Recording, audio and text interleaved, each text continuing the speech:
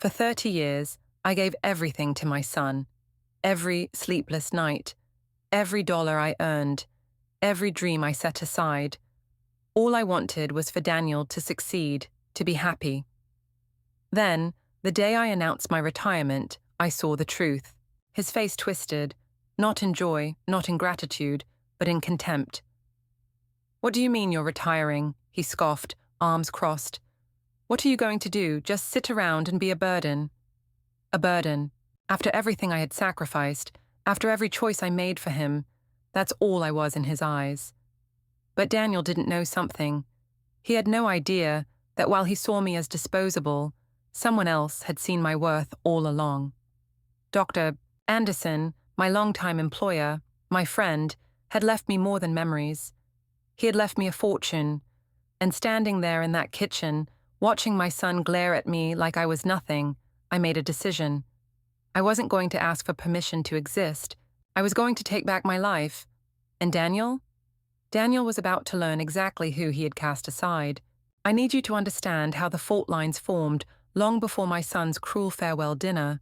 So lean in while I rewind 4 decades and let the tape run until it sizzles. I was 26, newly abandoned, and holding a 3-year-old who kept asking whether Daddy was on a spaceship. Daddy wasn't on a spaceship.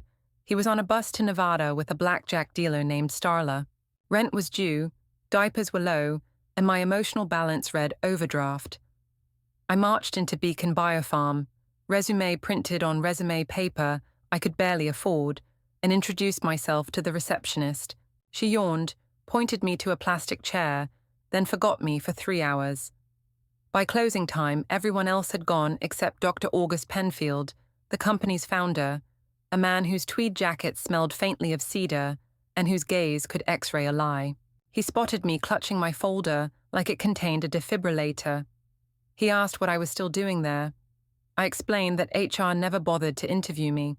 He raised an eyebrow and invited me into his office, which looked less like a lab chief's den and more like a Victorian library, complete with a Persian rug and a globe bar. He asked about my degree. I admitted I had none, just night school accounting courses and an ironclad work ethic.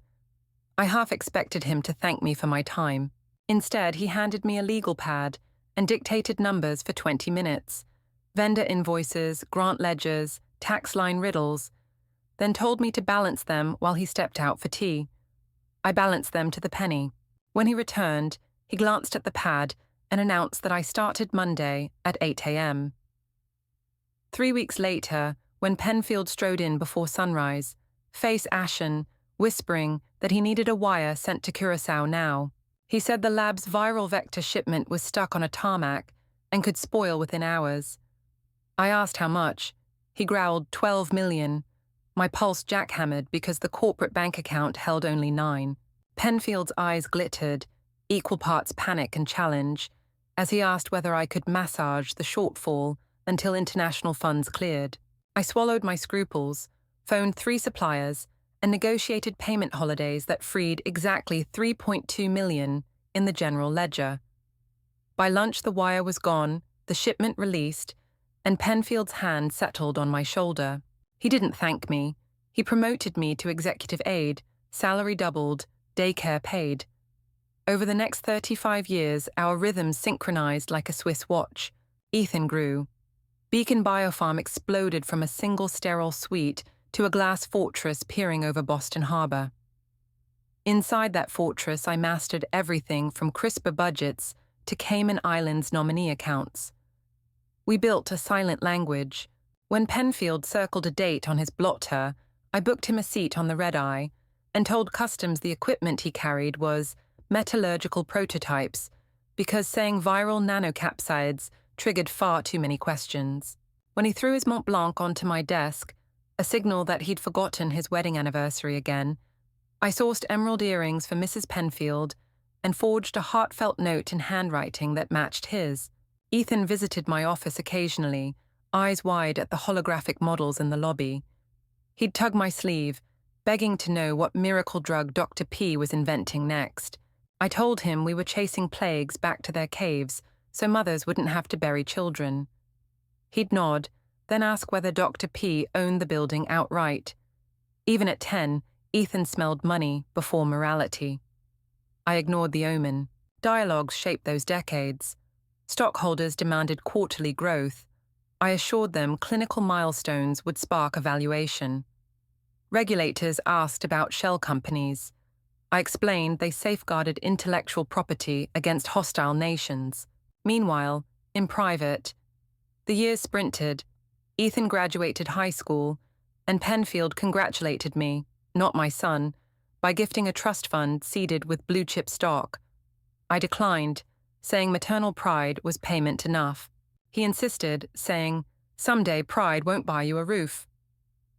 I accepted but let the certificates mature untouched in a safe deposit box. Dialogues turned darker 5 months before his death. He called me into the vault-level conference room, voice hoarse. "Iris, I may need you to disappear funds if something happens. Can you still fly under radar?" I assured him I could ghost $1 billion through 3 continents before breakfast. He grim-smiled, slid a small velvet pouch across the table, and told me never to open it unless his heart stopped beating. The fire alarm shrieked.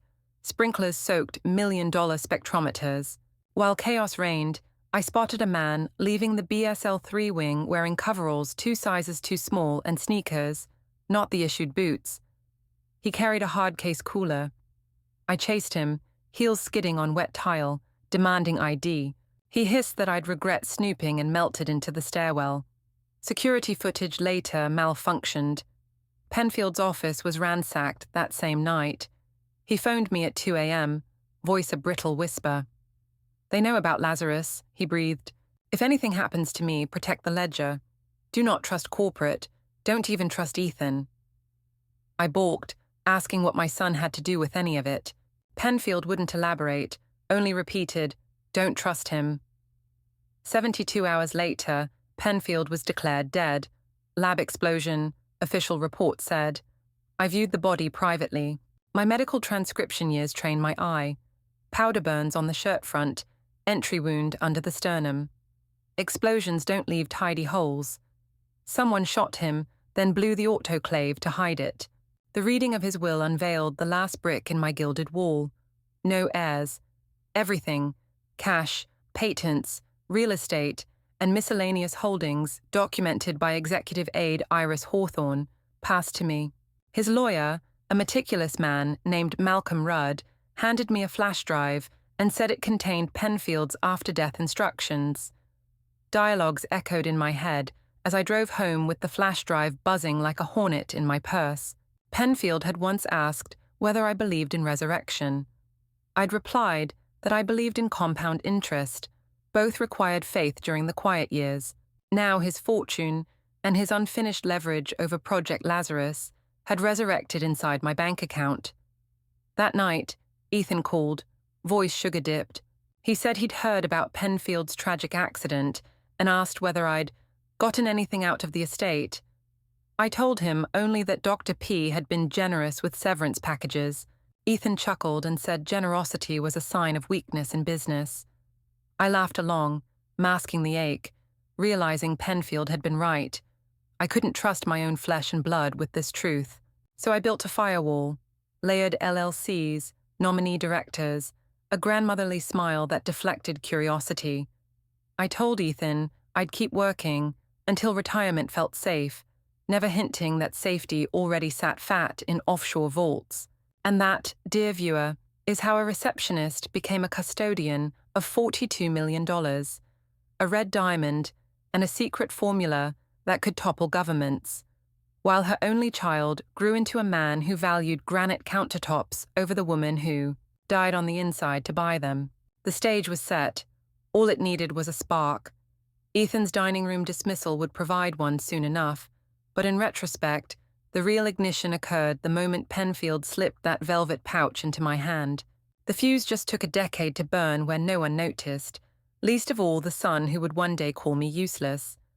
The calendar insists that night began at 6 p.m., with spring sunlight still flirting through the maples, but for me, it started the instant my son Ethan greeted me at his mahogany door and called me Mom in the same tone a hotel clerk reserves for lost luggage. He ushered me inside, smoothed the lapel of his slim-fit blazer, and announced that Victoria had prepared something simple, because we were, his words not mine, only family. The phrase only family stung harder than a hornet, yet I followed him through hallways that smelled of bergamot and new money. Victoria glided out of the kitchen, balancing a charcuterie board large enough to serve the UN. She explained that a food styling app suggested the arrangement. I said the prosciutto roses were lovely. She corrected me that they were sopressata blossoms. Dialogue, already razor-edged, began to slice. I settled at the dinner table under a chandelier, sparkling like paparazzi bulbs. Ethan cleared his throat and began a toast. He raised a glass of Pinot, told the ceiling that tonight celebrated transitions, then looked at me expectantly. I understood my cue, so I said that after 43 years of unbroken employment, I planned to retire at the end of the month. Silence hit the room like a ricochet. Victoria set down her wine so abruptly, crimson waves slapped the rim. Ethan blinked twice as though I had announced my engagement to Neptune. He demanded clarification. Did I mean part-time retirement, consulting retirement, or actual sitting in a rocking chair retirement? I replied that my rocking chair awaited, and yes, I intended to use it. Ethan slammed his palm against the walnut table and sent cheese knives clattering. He complained that I was still healthy, that the economy punished non-earners, and that Victoria and he had strategized relying on my income cushion for the next few years. Victoria nodded with business school solemnity and added that children, meaning the hypothetical grandchildren she had not yet conceived, would need private school tuition. She suggested that my rent money could be redirected into their 529 plans. I answered that my rent money would cover the mortgage on a cottage I hoped to buy near the coast. Ethan scoffed, accused me of hiding assets, reminded me that Beacon Biofarm never paid above-market wages. I replied that I had learned how to stretch a dollar until it sang opera. Victoria pivoted to guilt tactics. She lamented that allowing me to burden myself with homeowner chores would weigh on her conscience. She recommended a senior complex with communal dining, coincidentally located halfway between their house and her Pilates studio, so she could, she insisted, pop in after workouts. She proposed that I could volunteer in the cafeteria for reduced rent. I inhaled a breath of 20 years of swallowed protests and exhaled a flat refusal. I said volunteering should be born of joy, not desperation. Ethan snorted, actually snorted, and argued that at my age, pride was an expensive hobby. Pride, I countered, had kept me upright when his father vanished, when I balanced Beacon ledgers with pennies left for groceries, when I braided Ethan's soccer cleats together so he wouldn't lose a pair. The room swelled with heat. Patricia, Victoria's mother, arrived late and uninvited, sweeping into the doorway with a gust of expensive perfume. She surveyed me the way a jeweler inspects zirconia, and then pronounced that retirement was irresponsible during these inflationary times. She advised that I liquidate any small nest egg into an index fund earmarked, her word, for the young family's future. Ethan nodded like a bobblehead caught in a windstorm. I finally stood, chair legs scraping hardwood. I declared that I was neither an annuity nor a housekeeper. Patricia rolled her eyes and said I was being emotional. I agreed, told her emotion was appropriate when being pickpocketed in broad daylight. Ethan's face tightened. He accused me of overreacting, assuring that they only wanted what was best for everyone. I corrected him that everyone in his sentence equaled himself, Victoria, and their pending hypothetical heirs, leaving me as collateral. Victoria suggested we table the discussion until I had numbers prepared. Budget projections, she clarified. I informed her I had already prepared numbers. They simply weren't available for audit. Ethan's jaw clenched. He barked that transparency was a family value. I replied that respect was a prerequisite to transparency.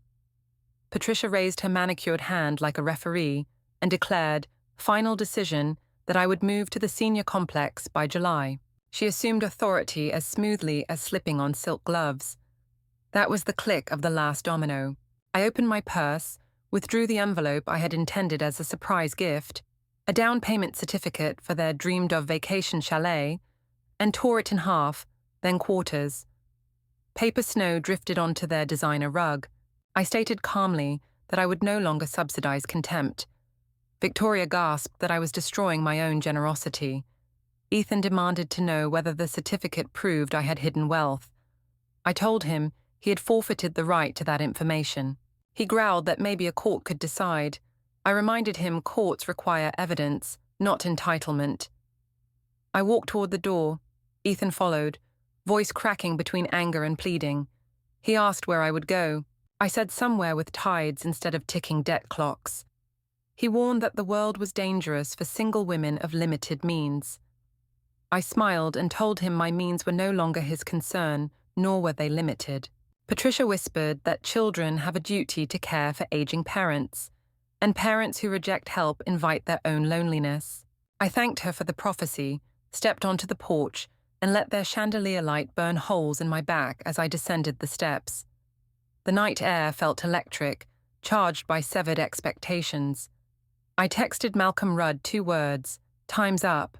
He replied with a thumbs-up emoji, rare levity from a lawyer, and a key code for the downtown safe deposit vault that held Penfield's flash drive. In the driver's seat of my decade-old Honda, I allowed tears exactly 60 seconds, then wiped them and whispered to the steering wheel that endings are just beginnings wearing darker lipstick. I started the engine and pointed the headlights toward the river road, away from Ethan's cul-de-sac kingdom, toward a horizon where my fortune and my reckoning waited. The fuse Penfield lit now blazed in full view, and the next explosion would not be silent. I reached the downtown parking garage at 9 p.m. sharp, the Honda's tires whispering over concrete like I carried state secrets, because I did. Beacon Tower loomed overhead, 40 stories of mirrored smugness I had dusted for 23 years. I told the night guard I was here for my safe deposit box, showed Malcolm's proxy letter and my driver's license, and rode the elevator alone. The tinny music crooned about easy love. I counted the beats until the doors parted on level B. In the vault, an attendant produced my box, silver and unremarkable. He left me alone at a marble kiosk. My hands shook only once as I turned the twin keys. Inside lay Penfield's flash drive, one slim cylinder of cobalt plastic, plus a handwritten note in Dr. Penfield's angular script. "L, if they ever treat you like surplus, plug this in and pick your price." P. I smiled a little. Penfield had been Beacon's CFO before Anderson. He worshipped numbers the way monks worship silence. 6 months before he died, he found anomalies. Pension skimming, opt-out clauses buried in microprint that robbed retirees. He had trusted me with the evidence because, in his words, I was the only person who still remembered the company's soul. I slid the drive into my purse beside a pepper spray keychain and headed for Malcolm's office 3 blocks away. Malcolm opened his suite door, wearing an Oxford shirt peppered with coffee stains. Midnight briefs were clearly underway. He ushered me into the conference room, pulled down a projector screen, and motioned for the flash drive. The first spreadsheet lit the wall. Pension fund, actual balance, 1.9 billion, recorded balance, 1.25 billion.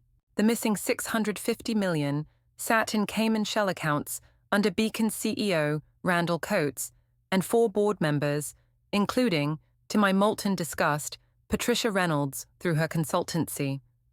I inhaled as if oxygen might run out. Malcolm whistled low and suggested federal prison had just found new tenants. Dialogue volleyed like pistol shots. I murmured that Coates always bragged about bulletproof compliance. Malcolm replied that hubris writes its own indictment. I asked how we weaponized the data. He said whistleblower statutes could award me up to 30% of recovered funds. I blinked, recalculated, uttered 30% of 650 is 195 million. He chuckled that retirement homes wouldn't know what to do with me. But Beacon moved fast when threatened. We needed insurance. Malcolm drafted 3 envelopes, one for the Department of Labor, one for the SEC, one for investigative journalist Carla Nunez. He suggested we schedule simultaneous courier pickups at 8 a.m. I insisted we hand-deliver. Trust, I barked, is a currency I no longer spend on strangers. My phone buzzed, a text from Ethan. Mom, sorry about dinner. Please call. I placed the device face down. Malcolm printed a limited PowerPoint, 12 slides of surgical incrimination, and sealed them with red tape. Then he produced a burner phone and instructed me to keep it on at all times until filings were complete. When the city clock struck 11, fatigue crawled into my bones. Malcolm offered his spare guest room, but pride still tasted fresh and bitter. I preferred anonymity. I drove to the Willows Hotel, booked their smallest suite, and collapsed onto 400 thread count solitude. Sometime near dawn, I jolted awake to pounding on the door. I checked peephole. Ethan, hair disheveled, eyes frantic. I breathed through the swirl of love and anger, opened the latch but kept the chain engaged. Dialogue spiked again. Ethan pleaded that Victoria was in tears, that Patricia said I'd ruined their future. I kept my voice level as I explained that their future had never been mine to finance. He demanded to know what Penfield's file contained. Patricia swore it implicated the entire Reynolds Trust. I confirmed that it implicated Beacon and anyone siphoning pensions, and asked whether he felt personally exposed. His pupils shrank. He stammered that he was only worried about me. I told him worry looked better before he auctioned my dignity. He begged for 5 minutes inside. I declined, saying the next conversation would happen with lawyers present. A shadow stepped from the corridor, the CEO himself, Randall Coates, expensively tailored at 5 a.m. He addressed me through the gap, voice slick as valet wax. Coates's confidence cracked. He muttered that lawyers would contact me. I shut the door, released the chain, leaned against the frame while my heart drummed war rhythms. Ethan's muffled voice pleaded once more through the wood, softer now. He asked what would happen to Patricia, to Victoria, to him. I answered that consequences were educational, and he owed tuition. His footsteps retreated. By 7 a.m., Malcolm and I stood before the SEC intake clerk, envelopes in hand. Cameras prohibited, but memory stamped every second. The date time stamp, the clerk's bored yawn, the thud of evidence landing in a tray that would detonate a corporate empire. We exited onto Constitution Avenue, just as sunrise painted the marble buildings honey gold. Malcolm exhaled and asked how I felt. I told him I felt like a tectonic plate, slow for decades, then shifting an inch that rips a continent. The tremor underway, fortune and vengeance entwined, and the Richter scale still ticking upward. Next comes the aftershock. Beacon Tower glimmered against a pewter-coloured sky when I drove back downtown 2 mornings after the filings. Reporters already ringed the lobby doors. Someone inside the SEC had loose lips and a taste for headline glory. I parked in a side street loading zone, fixed my lipstick in the mirror, and rehearsed my line. "I'm here to collect my last paycheck. Everything else is your problem, gentlemen. I never got to use it." 3 unmarked SUVs screeched to the curb. Windbreakers burst open to reveal yellow FBI lettering that looked garish against Beacon's frosted glass chic. Agents fanned across the steps, weapons holstered but hands poised. The lead agent, Special Agent Rivera, raised a bullhorn and claimed the building in the name of the United States. Beside me, a junior reporter gasped, "Ma'am, do you work there?" I replied, "Worked, past tense. Presently I spectate." He blinked as if I'd handed him Shakespeare. Rivera's team swept inside. Cameras craned like sunflowers. I lingered at the bottom of the steps because Schadenfreude tastes better when served hot. Glass doors whooshed every few seconds as staff were escorted out, clutching laptop bags, eyes wide. 30 minutes in, I spotted Randall Coates himself frog-marched by 2 agents, ties askew, Rolex confiscated in a clear plastic pouch. His gaze locked on me. No smugness left, only dawning terror. Coates barked, "This is your doing, Eleanor." I lifted my coffee cup in salute. Justice brewed fresh. While they loaded directors into vans, my phone erupted. Malcolm called first. They executed search warrants at all 3 Beacon locations, he reported, voice fizzing with adrenaline. The pension board's freezing account transfers as we speak. I told him I was enjoying the live theatre free of charge. Next came Ethan. "Mom, where are you?" The news says Beacon's under criminal investigation. I acknowledged. On the sidewalk, front row seat. He hissed, Coates claims you fabricated evidence. I stated calmly, federal agents don't issue warrants on fairy tales, Ethan. Silence. Crackled. Then he sighed. I need to see you. I agreed to lunch at the Riverside Cafe, neutral ground with good exit routes. Ethan arrived looking 10 pounds lighter in worry. He slid into the booth, hands trembling around a water glass. Breaking banner. Beacon CFO turned whistleblower assistant had backup evidence. Flash drive delivered to FBI. My photo, hotel surveillance still, filled the screen.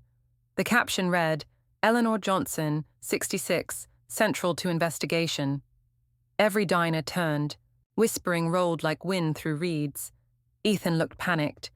You're exposed now. Reporters will swarm. Victoria's mother is already spinning stories on social media. I chuckled. Let her spin. Hurricanes exhaust themselves. But I felt the weight, privacy evaporating, narrative up for auction. I decided the best defense was ownership. I texted Malcolm. It's time for a statement. He replied instantly. Press conference 4 p.m., my office. Wear the navy suit. Microphones dotted the mahogany table like mechanical insects. Local and national outlets crowded shoulder to shoulder. Malcolm introduced me. The room flashes popped. I spoke without paper.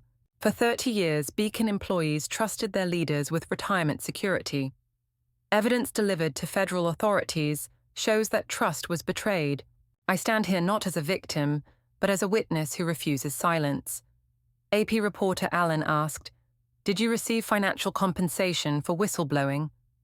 I answered, Federal statute grants rewards, but justice, not profit, motivated me. Any award will seed a fund restoring losses to retirees before I see a dime. Channel 8 asked, Were you coerced or influenced by outside parties? I declared, the only influence was conscience, and a dying colleague's request I safeguard the truth. When questions waned, Malcolm distributed thumb drives containing redacted documents. Cameras clicked. The narrative belonged to transparency now, not Beacon's PR machine. I returned home exhausted. The porch light glowed warm. Inside, a casserole sat on my doorstep with a note. You'll need fuel for more truth-telling. Diane?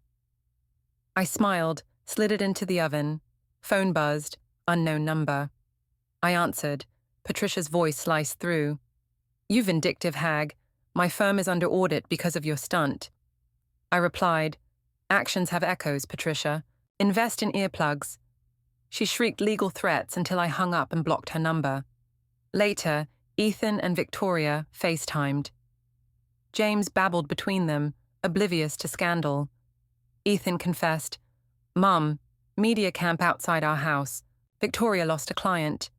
I told him, consequences teach. Keep the lesson. It cost enough. Victoria spoke softly. We want to help the pensioners too. Teach us how. I nodded, heart softening a fraction. Start by recording a statement supporting restitution. I'll have Malcolm call. The marble courthouse atrium felt colder than December. Reporters lined the ropes like gulls on a pier, shouting questions. I ignored them, save one. Ms. Johnson, are you ready to testify against your own family's associates? I answered, Truth isn't kin-selective, and kept walking. Judge Alvarez, stoic as granite, called the docket. Coates shuffled in, wearing an orange jumpsuit that clashed violently with his fake tan. Patricia Reynolds sat in the gallery, beside a silk-scarved lawyer, spine rigid, expression pure arsenic. U.S. Attorney Fields opened crisply. The government seeks pretrial detention. Defendant has resources to flee. Defense counsel sneered. Mr. Coates is a respected philanthropist. I muttered, respected by his accountant.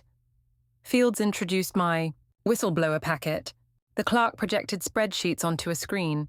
Vendor shells, round-trip wires, the missing pension millions. Gasps fluttered through spectators. Coates glared at me. I met his stare, unblinking. Fields announced, We have newly recovered data supplied at 3 a.m. today by an anonymous source, codenamed Ghost File. Lights dimmed. An email thread filled the screen, dated 18 months earlier. Sender, Patricia Reynolds, Encore Consulting. Subject, redirect overflow to Cayman node. Eleanor too nosy, handle it. Patricia sprang up. Objection, irrelevant, unauthenticated, she barked, though she wasn't counsel of record. The judge rapped his gavel. Sit down, Ms. Reynolds, or leave my courtroom. I felt Ethan's earlier words echo. Mother was involved from the start. No, Patricia had been Beacon's backstage architect. Proof now glowed 12 feet high. Marshals cuffed her, cameras flashed, social feeds detonated outside. Beacon's scandal now reached into society page circles. During recess, Ethan intercepted me near the vending machines, eyes wild. Mum, they arrested Victoria's mother. Victoria's in tears. James is with a sitter. What have you done? I folded my arms. I didn't forge her emails. She did that herself. He scrubbed his face. This will wreck us. You mean it will force accountability, I corrected. He sank onto a bench. I feel like the ground keeps shifting. Every time I try to stand, another secret explodes. I sat beside him. Secrets aren't earthquakes, Ethan. They're landmines. Stop walking in the minefield. He whispered, help me. Show me how to navigate the truth. It was the first time he'd asked for guidance instead of a check. I nodded slowly. We'll start with full transparency. Tonight, you and Victoria list every payment you received from Patricia's consultancy. Bring it to Malcolm tomorrow. He exhaled shaky relief. Okay, we'll do it. Defense tried a last gambit, painting me as disgruntled. Counsel drawled, Ms. Johnson, isn't it true you were passed over for promotion, leading to resentment? I stated, I resigned voluntarily when I discovered fraud. My resentment is toward theft, not titles. Fields called Agent Rivera back to the stand. She cued a body cam clip from the raid. Video. Rivera enters Coates' private restroom, removes a ceiling tile, retrieves a shoebox stuffed with cash and, most damning, a burner phone. On-screen Rivera scrolls messages. Delete pension folders by dawn or we're sunk. Sent to contact PR, Patricia's initials. Judge Alvarez turned to Patricia, now seated between marshals.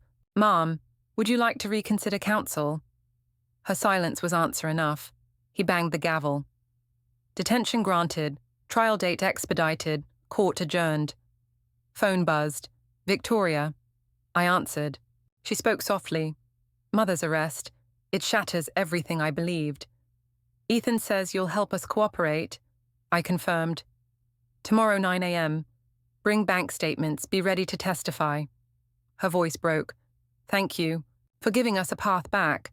I added, remember, redemption is a door you build yourself. I'll just hand you tools. The trial proper began 46 days after Patricia's cuffed exit. Reporters dubbed it Beacon Gate. The courthouse hallways buzzed like power lines in July. Malcolm muttered that a media pass now cost more than scalped Super Bowl tickets. I arrived early, clutching Penfield's fountain pen and a thermos of chamomile that fooled absolutely no one. Coates had swapped his jumpsuit for an ill-fitting navy suit, but he still looked like a bruised peach. Patricia, out on a GPS ankle cuff, sat one row behind defense counsel, lips pursed hard enough to strangle words before they escaped. Ethan and Victoria occupied the far end of the gallery, nervously holding hands. James stayed home with a sitter and a mountain of picture books. Judge Alvarez called the case.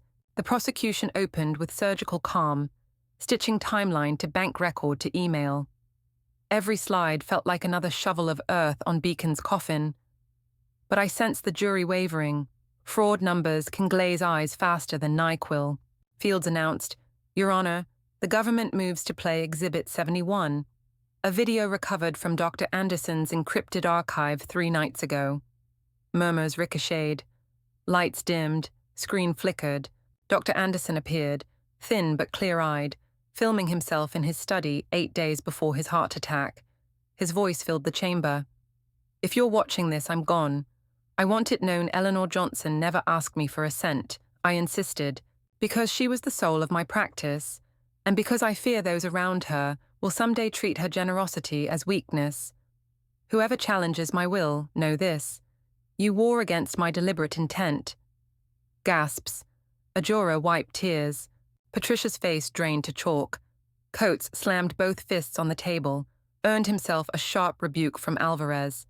Fields let the silence breathe, then concluded, the decedent's own words obliterate the defense's theory of undue influence. I felt my throat sting. That video was William's last prescription, truth in time-release form. Victoria, subpoenaed, took the stand in a taupe maternity dress that still bore spit up on the shoulder, Parenthood's truth stamp. She admitted funneling consulting bonuses from Patricia into a privacy coin wallet. Fields asked, "Were you aware the funds originated from the Beacon pension pool?" She swallowed. "Not at first. When I learned, I convinced myself it was temporary, that we'd pay it back." She shot a glance at Ethan, who stared into his lap. "Shame is loud, Counselor.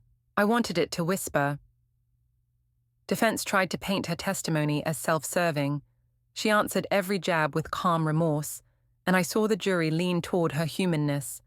Defense counsel rose, pacing like a cat circling prey. He sneered, "Mrs. Johnson, you claim moral high ground, yet you remained silent about Beacon's malfeasance until after Dr. Anderson's death. Why wait?" I met his eyes. Because whistleblowing without proof is gossip. I gathered proof first, months of ledgers, emails. Truth requires scaffolding. He barked, "Truth or revenge?" I answered, "Revenge is circular. This path was linear, straight to accountability." Gasps again. Alvarez hid a smile behind his hand. Deliberations lasted 3 hours. At 7 p.m., the foreman returned, guilty on all counts for Coates and Patricia, wire fraud, conspiracy, witness tampering. Sentence to be determined, but remand immediate. Coates sagged. Patricia let out a brittle laugh that fractured into sobs. Ethan grasped my elbow in the aisle. "It's over," he murmured. I corrected him. Sentencing remains. Restitution remains.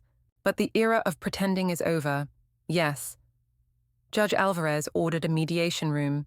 Government, Victims' Council, and me, Dr. Anderson's largest individual beneficiary. Ethan and Victoria attended voluntarily, James napping in a stroller by the wall. Fields outlined Beacon's remaining assets, scant after luxury homes, art and crypto seizures. Shortfall is $5.8 million, he concluded. Patricia's attorney tried negotiating leniency tied to voluntary disclosure. I interjected, "Leniency won't regrow pensions." Alvarez agreed. Request denied. During a recess, Ethan pulled a thumb drive from his suit pocket. "I found this in Patricia's cloud while inventorying. It's labeled Lullaby. I think you should see it." We plugged it into Malcolm's laptop. A single audio file played, Patricia dictating a memo to Coates weeks earlier. "If Eleanor keeps digging, we isolate her, leverage her grandson. A hint of custody trouble will silence any grandmother." Ethan squeezed my hand. "I'm so sorry," I answered. Apology accepted. Accountability continuing. Through the wrought iron bars I saw it, a black Mercedes S-Class rolling in silent as a hearse. The passenger window slid down. Patricia's lawyer, Gilchrist, leaned out. Only he looked wrong, jacket rumpled, tie missing, eyes darting. "Eleanor," he rasped, "we need to move, now." Victoria stepped beside me, voice ice thin. "She's supposed to be in federal lockup." Gilchrist shook his head. "Transport van ambushed outside Worcester 30 minutes ago. Marshals down. Patricia and Coates vanished. They'll come for any leverage they can still convert to cash, or revenge." A chill slammed through my ribs. Leverage. My gaze jumped to James, still happily brumming his truck. Gilchrist's hand emerged holding Dr. Anderson's fountain pen, the one I kept locked in my study. Fresh crimson flecked its gold nib. "They already started with me," he croaked. "Left this as a message. You were always the real target." Headlights flashed at the far curve of the lane. 2 more cars accelerating, silhouettes I recognized from the trial gallery. I grabbed Ethan's sleeve. "Get James inside. Deadbolt every door.